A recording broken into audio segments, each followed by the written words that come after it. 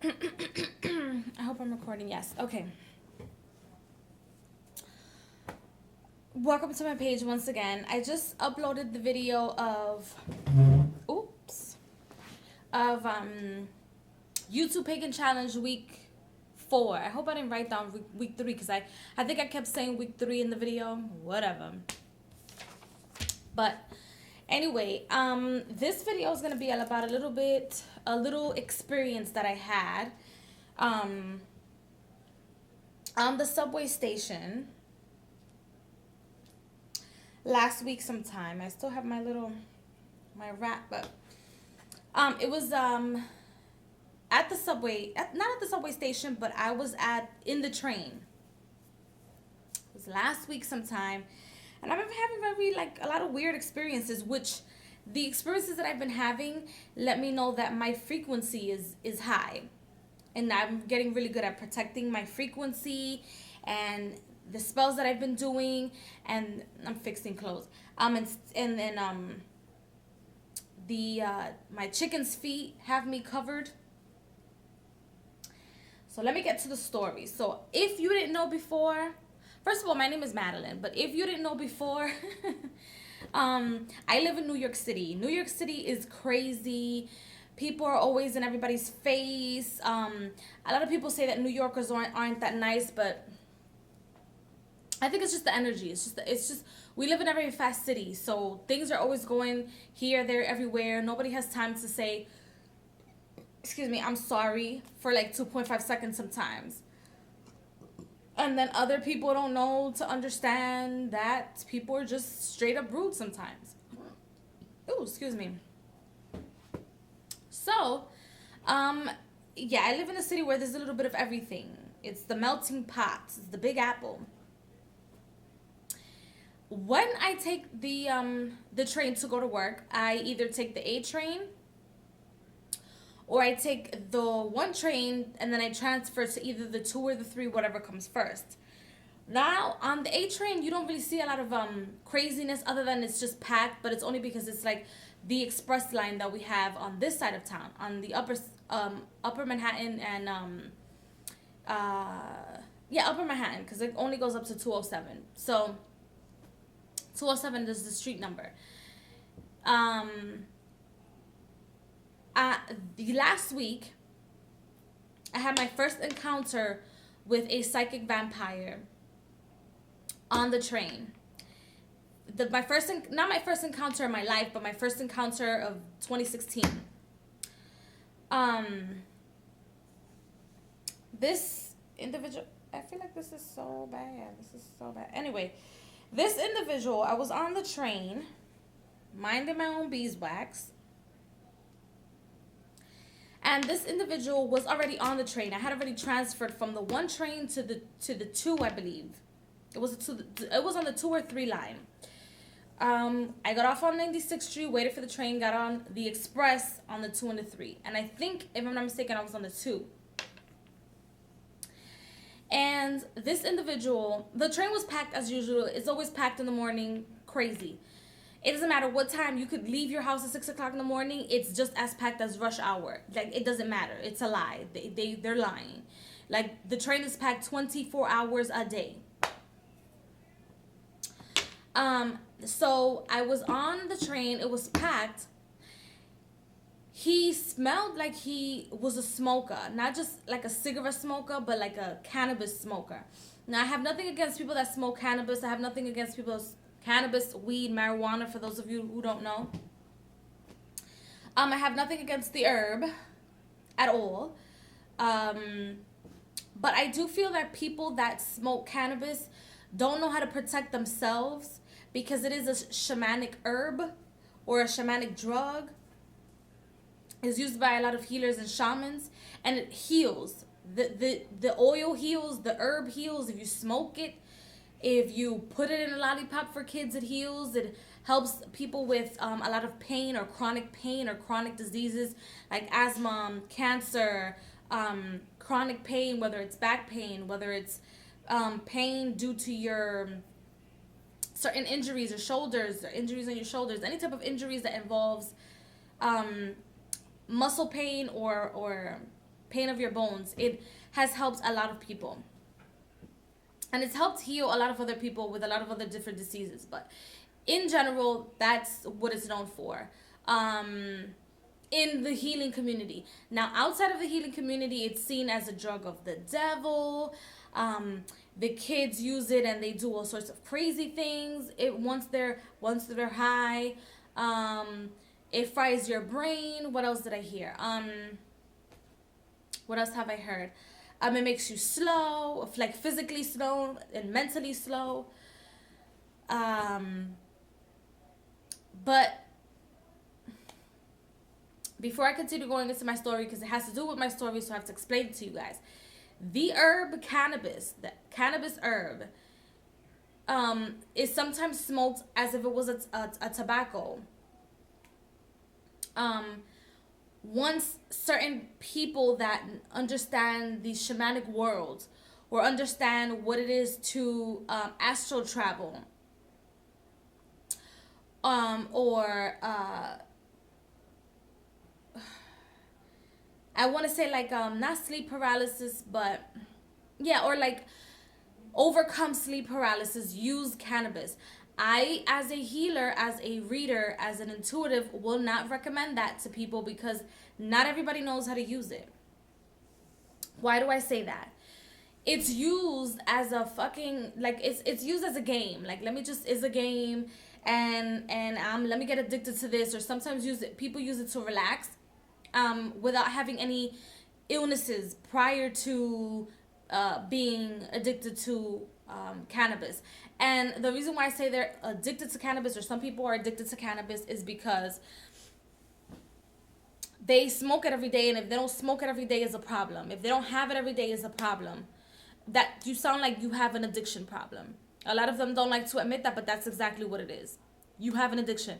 If you need to drink every day to be able to function, you need to smoke every day to be able to function, that is an addiction. Because that means you can't function without it. So now you're addicted to it to function. You're a functioning addict.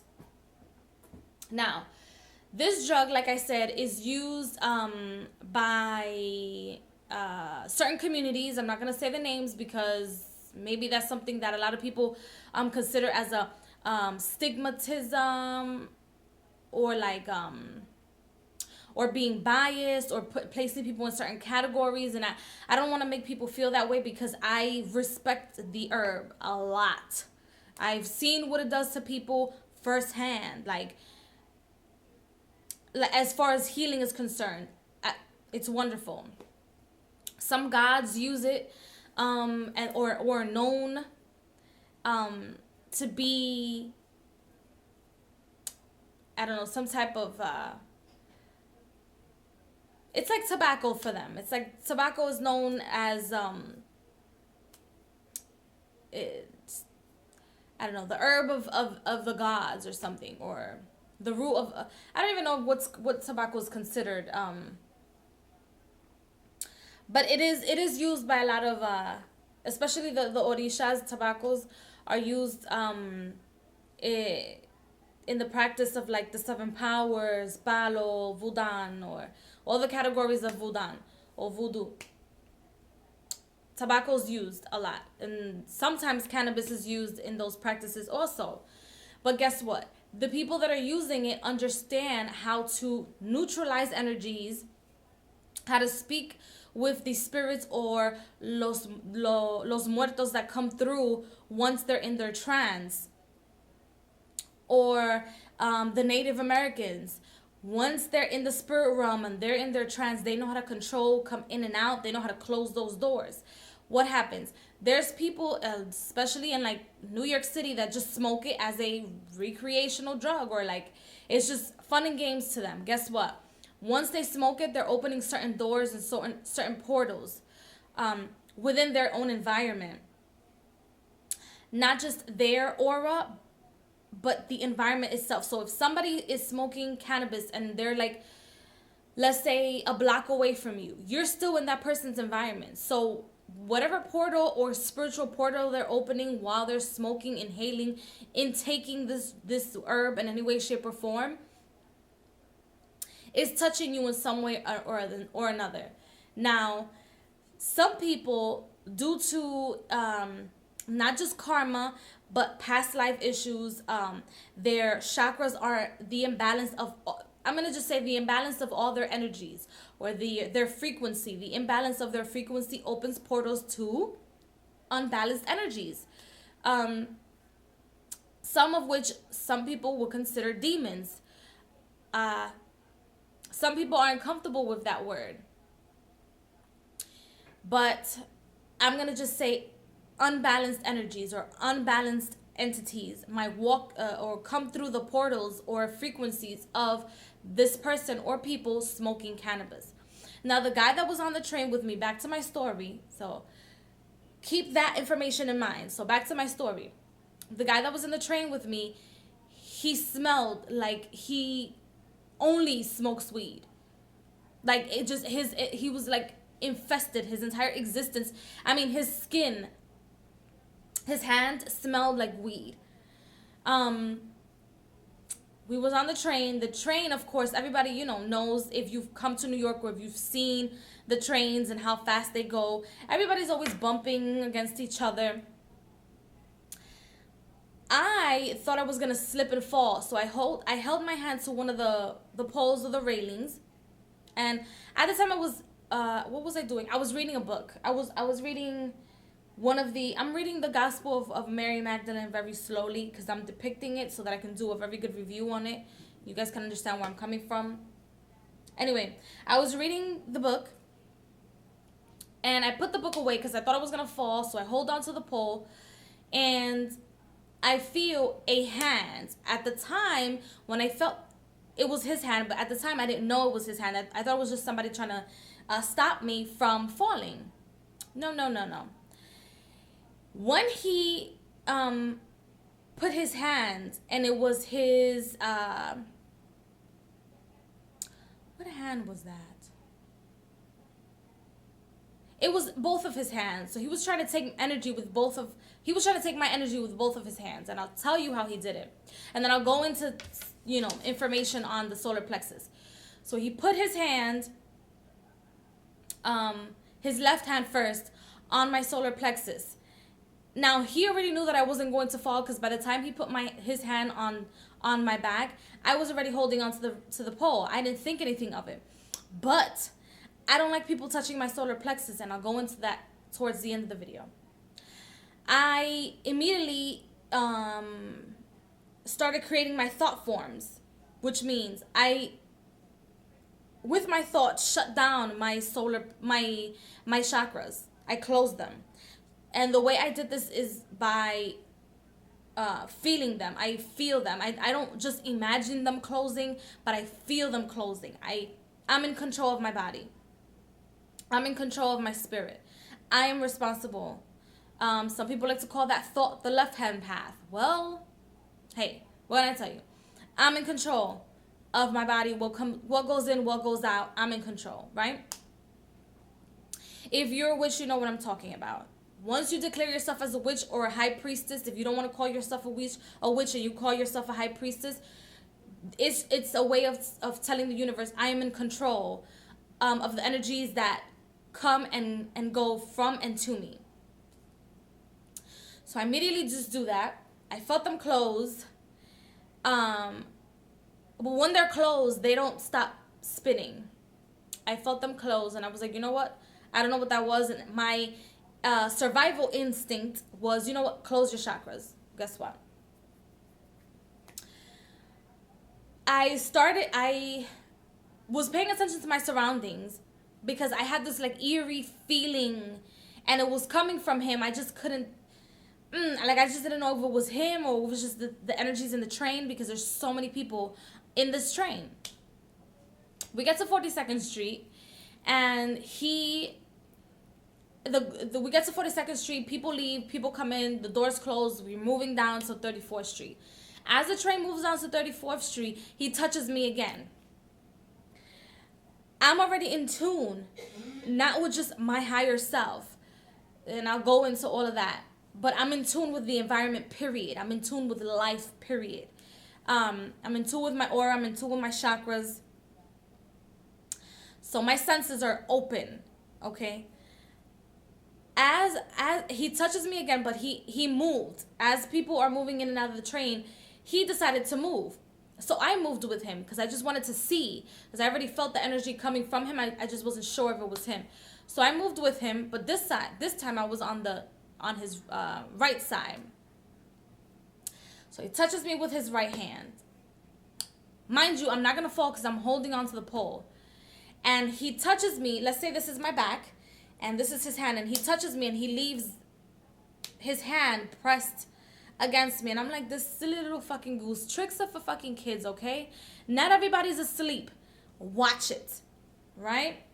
Tricks are for kids, I'm telling myself. This little trickster.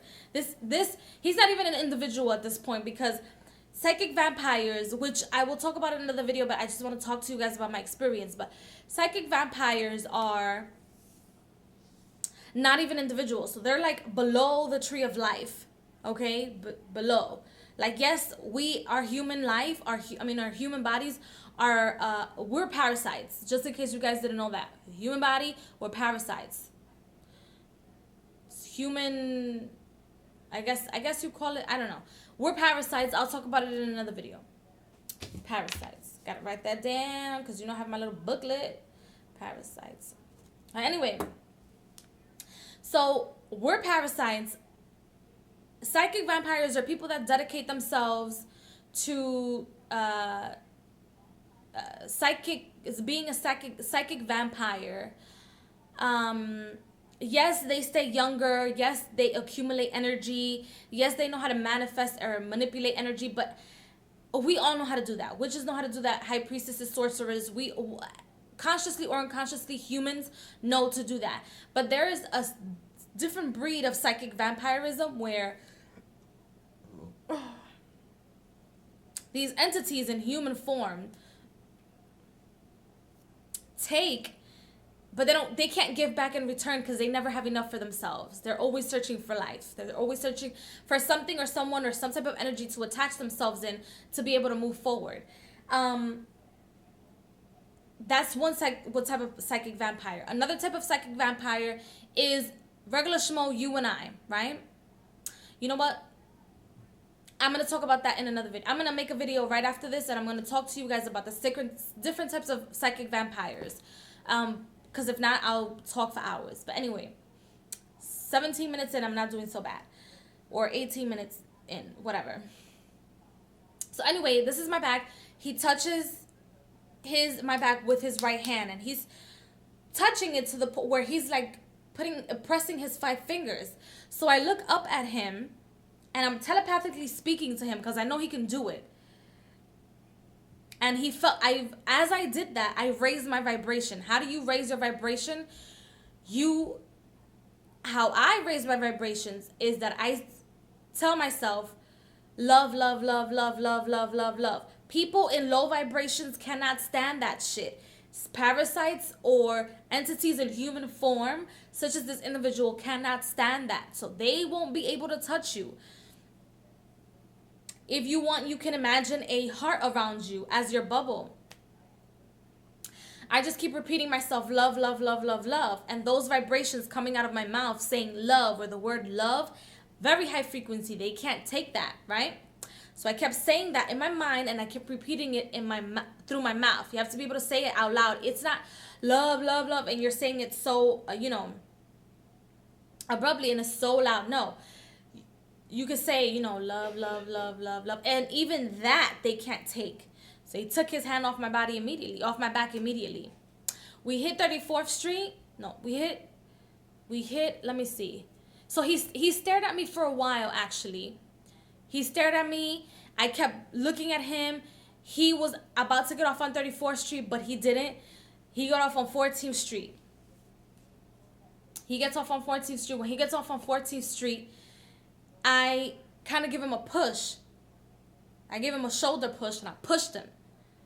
Because sometimes you got to get physical, because you're not about to come and sit here and take my energy. I don't think so. I'm an empath. My energy is always flowing, coming here, there, everywhere. And you're going to try to sit here and try to take it bluntly like that? Yeah, I don't think so. So, I forgot to tell you guys. Before he left the train from 34th Street to 14th Street, This is what happens. Whatever spirit he was working with, which is a very imbalanced spirit, because he kept telling him, and I heard it, and he kept saying to him, try again, touch her again, try again, touch her again. But he couldn't do it because I kept saying love, love, love, love, love, love, love. So he couldn't touch me. He couldn't even touch me. Ow. Besides the fact that all the jewelry that I have is blessed in a very certain way. I have my evil eye right here. I have my sachets or my sachets, however you like to call it, in my bag. Besides all of that, you, on top of everything, have to manifest against these parasites in human form.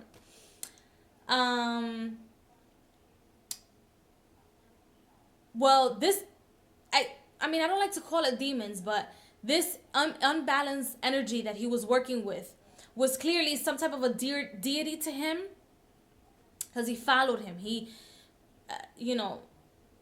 was following his word, and it wasn't his higher self. And a lot of people confuse that. Oh, look, maybe it was just his higher self, or maybe it was just his own thoughts, or himself, or he was just thinking to himself or telling himself this. No. But I'll go into, different ways or different things that these entities do to people, and how people allow them in their lives. But my theory is that this guy was being manipulated because he thinks for some reason he's working with the 21 divisions or some type of voodoo or Vudan, or spirit from the Vudan. And why do I say that? Or probably Palo, because he had his beads. He had his I'm not part of the religion, so I don't know what not that I don't know, I just always forget what the name of the beads are, but I'll look it up, and then when I do the other video, I'll tell you guys what it is. But he had his beads, right? And in the Palo tradition and most of the Vudan traditions, when you get baptized or when you go up the ladder into the religion or the occult, they give you beads, and they represent spirits. They represent the level of spirituality that you're in. They represent a lot of things. It's beautiful. But a lot of people are being tricked into thinking that they're practicing some type of form of Vudan, but they're not. There are these people that are stuck in the games of what I like to call the Matrix.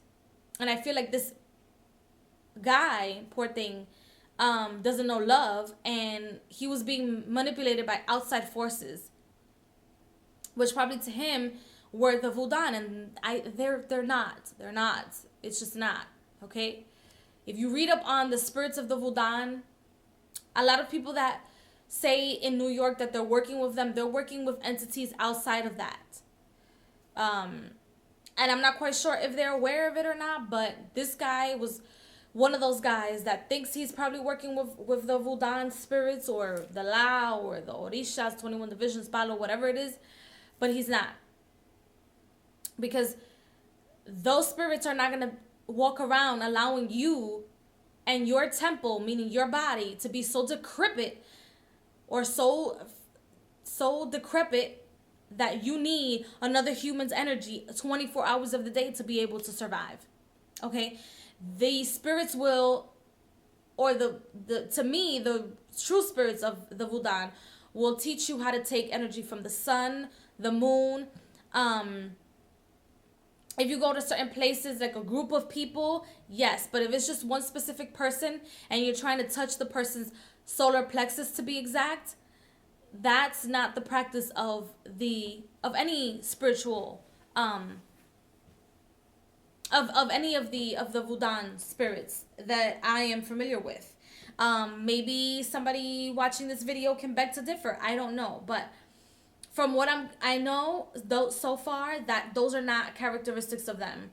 Maybe other gods. Maybe he was working with another god, and that's his thing. Maybe he was some sort of energy Dracula or something. I don't know, but he had his beads, and it's just a sad situation. But I just wanted to share you guys that first experience of my first psychic attack for the year 2016 was in a subway with this individual. Oh, and before he left, he stood in the platform of 14th Street, and I laughed at him. And he was making, I can hear him making these growling noises. Like, this guy seemed to be possessed. Literally, he seemed to be possessed. Not mounted by the gods, but possessed. There's a difference. There's a difference when you're mounted by the gods and there's a possession of unbalanced spirits in your vessel. And he was just growling. He was just making this face like, "Rrr," like his face was just horrible. It was a good experience for me because, number one, this allows me to get confirmation that the protection sachets, the protection in my home, the protection that I practice when I wake up, or the energy that I walk outside of the house is actually working and it's protecting me, and I no longer have to be afraid of, oh, look, I'm an empath, I'm interchanging energy. No. That's not the way I want to carry myself, and the way I'm carrying myself now gives me confirmation of the fact that what I'm doing is actually working.